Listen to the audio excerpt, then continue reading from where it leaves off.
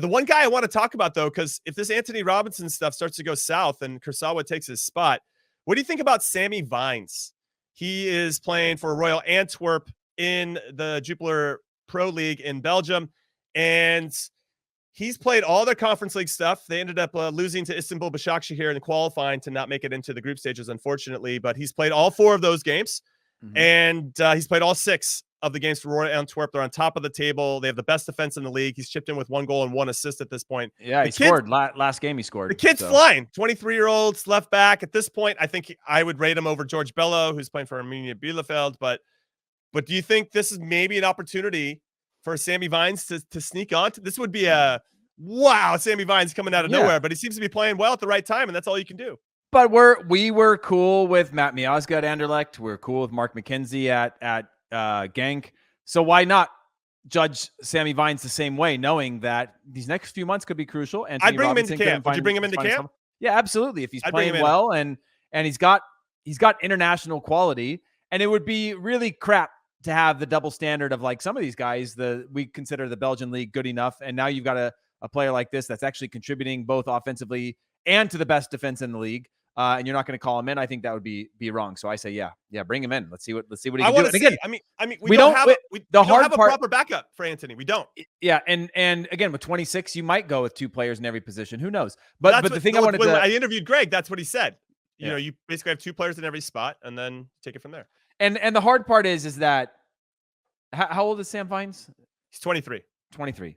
So he's not a teenager, which is sort of the age that we love to bring players into the national team right now. But he's also not even close to being a fully developed player. The reason I say that is that it's really easy to take a Conrad de la Fuente and keep giving him looks because he's young. You bring him back in. Oh, he's at these sexier clubs. You bring him back in. You can see the potential that he has coming from Barcelona. You sort of make up your mind of like, this guy's always going to get a chance in the national team, right? But then a Sammy Vines, who is an MLSer, and then he goes to a club that's not as big of a name.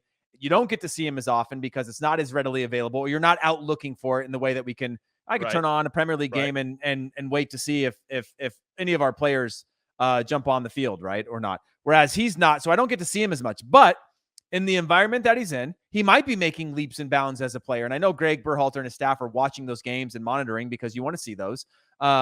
But it's also hard sometimes to eliminate the, last time I saw him and he's only playing at this club. Like, how good could he possibly be? I say bring him in and we'll see. Yeah, they've only lost 1 game this season in all competitions, and that was to Istanbul Başakşehir. And that would probably be the game I'd want to watch because that's some European competition. Başakşehir over the last few years has been good in the Turkish Super League, and you knew it'd be a battle. And why did they lose? What was his involvement? What could he have done different? Those are the little things. I'd look at one of his good games too, but I'd want to see why and how Royal Antwerp suffered in that, and how Sammy Vines could have contributed in a different way. I think that would just give you more of a 360 view before you brought him in. But at this point, September camp, if you're going to bring in 28 to 30 guys, why not Sammy Vines just to see what he looks like and go from there? I think Joe Scally probably deserves that look as well, unless they've already made up their mind. They haven't seen Sammy Vines in a while. They did see Joe Scally back in June. So I think there'll be people saying, you're going to contradict yourself and bring in Vines, but not Scally. I just think they've seen Scally pretty recently, but I think he deserves at least a look in this camp as well. So let's talk about our locks before we let everybody go here and enjoy their fabulous weekend along with Charlie Davies, who's already started his fabulous weekend. We know Charlie had 16 locks, but who do you think of the 26 are already locked in? Zach Steffen, locked. Matt Turner, locked. That's 2. That's 2. Serginho Dest, locked. So that's 3. Who's your backup right back at this point? Do you have a lock there? Yedlin, Cannon, Scally. I would love for it to be Cannon. I would love for it to be Scally. But when you are building this roster, and I'll keep this short. When you're building this roster, the whole point is, I'll try. You need some experience. You need some people that have been there before. You need some people that, Jimmy, you and I have been in games when we were young players. Yeah. You're looking to look in the eyes of somebody around you that's going to go like, how are we getting out of this, man? This ship is sinking. This is really tough. We're getting dominated. We're getting crushed. You need to be able to look at players like DeAndre Yedlin that can be a leader, that have been in these big environments, that have played at big clubs, that have played for the national team for a long time, to be able to guide and lead you. We can't look to Christian Pulisic. He's never played in a World Cup. Yes, he plays at massive clubs and he's going to be a leader in this team, but you also need some actual like career experience, and DeAndre Yedlin could be that if you're not going to bring that in other spots. So you're saying Yedlin? Yedlin, yeah, that's He's my a lock. that's He's my a short lock answer. for you. Yedlin's a lock for you. He's a well. You asked me Ooh. who my second right back is. Okay, all right. I just didn't know if he was a lock. I'm gonna. He's not a lock, but yeah. I'm just gonna put. I'm gonna put a right question mark next to him. Right now we need a three. I'm writing this stuff down. 3 goalkeeper because we're gonna obviously reference this a lot. Center backs. You got Zimmerman for sure. Mm-hmm. Chris Richards, I think, goes for sure. That was one of Charlie's locks as well. Yeah. After that, I don't have any other locks. I don't either, but he's going to take Aaron Long. Yeah. But so okay, we need 2 more CBs. So that's wide open. Well, maybe Cameron Carter-Vickers would be close to it. I mean, we're going to bring somebody.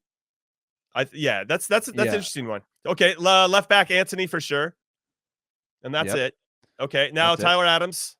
He had Acosta yesterday. I think Acosta goes. Musa McKinney Adams. Acosta is again another circumstantial player. He's got free kicks. He can cover ground. I think he's done way too much for the program under Greg. It's a loyalty pick. If you didn't even think he was playing well, he's a loyalty pick. He's your Kyle Beckerman for 2014. He's your Dax McCarty would have been for 2018. Like that guy that he's going to give me my consistency every single time at the things that he does. I'm not worried whatsoever. How about Luca De La Torre? He's a lock. He is, man. It's weird saying lock for a Luca De La Torre because we've only seen a few games. Luca De La Torre.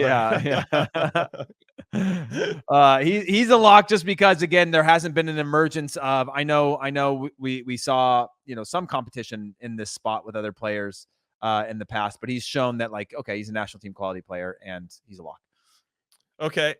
And then everything else is kind of up for grabs. I think that Tillman might sneak in there. But is he a lock for you so far? No, Tillman's not yet. But I think if he gets called into this camp and does well, I think he will be. He didn't play well with the national team. But I feel like he's found some confidence at Rangers and scored some big goals. And I like the responsibility that Van Bronckhorst, the manager, is giving him. So, okay. So hold on. I've got. I'm gonna scratch that one out. We got 1, 2. We got Stephen Turner. Jimmy, there's actually people are torn on De La Torre lock. People are saying De La Torre is a lock. Others are saying he's not a lock yet, which is wild because he has been, I think by and large, a very sexy pick for the fans of playing, not even just as a lock in the squad, start him has been an argument. Right. Again, if he goes another 3 months without playing a game, it starts to change the conversation a little bit. Again, I think this window of time from August until November is very short. And so to rule somebody out who's important is you have the time. It's not a year. It's not 18 months. It's not like what happened to that guy. I could see him going, and then if he doesn't play for another 6 months, him not being in the national team anymore, right? Because he hasn't played for a year. But given the time frame, and you got to go with what you got, I think he's a lock. I think that he provides. If you're looking for contrast within your player pool, I think De La Torre provides something a little bit different than McKinney and Musa, and that I think he helps the team transition a little bit better than those guys. Is Ferreira a lock? Yeah, Ferreira's a lock for me. So right now, I just did my list. I've got 16 players, just like Charlie. I got Stefan, Turner, Dest, Zimmerman, Chris Richards, Anthony Robinson, Tyler Adams, Kellen Acosta, Musa, McKinney, Luca De La Torre, Gio Reyna. I almost said Claudio Reyna, Christian Pulisic, Timo Weah, Brendan Aronson, Jesus Ferreira. Am I missing somebody? Pfoc's not there. He's on the precipice.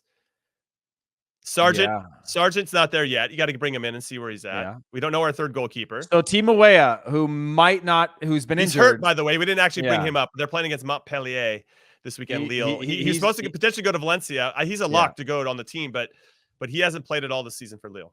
What if we're talking about a guy who hasn't played?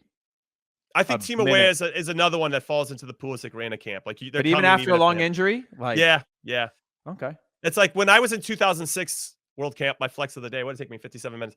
I remember that they were just debating Bruce Arena between bringing a Kerry Zavagnin or a holding midfielder who was completely healthy, or taking a risk on Johnny O'Brien, who's just coming back. And they went with Johnny O'Brien because of one, the guy's quality is unreal, but he was still maybe at 60%. But what he's done before. He'd proven himself at a World Cup level in 2002. So they thought it was worth the risk of bringing him as opposed to a Zavagnin who probably wouldn't have played anyway. He was just there if somebody got hurt, Mm-hmm. So That I mean, they went with Gooch in 2010 World Cup too. Of like, I mean, he was still yeah, he wasn't a ways 100%. away. Yeah. But you're like, if we can get him into our staff and focused with our team, Yeah, we believe we can get him there. You know, and if you look at our team in 2010, we didn't necessarily play that high of a line because you couldn't with Gooch, Right. and when we did, we got punished for it. Mhm. So I remember the Ghana game in particular. If he got caught too high, it was Jay Demerit doing the best he can. With all due respect to Gooch, he just wasn't 100% healthy. Obviously, a big fan of his game. So I got 16. I got Ferrer locked in, Aronson, Weah, Pulisic, Reyna. And those guys are locks. So if you guys want to chime in on this, that means there's 10 spots available.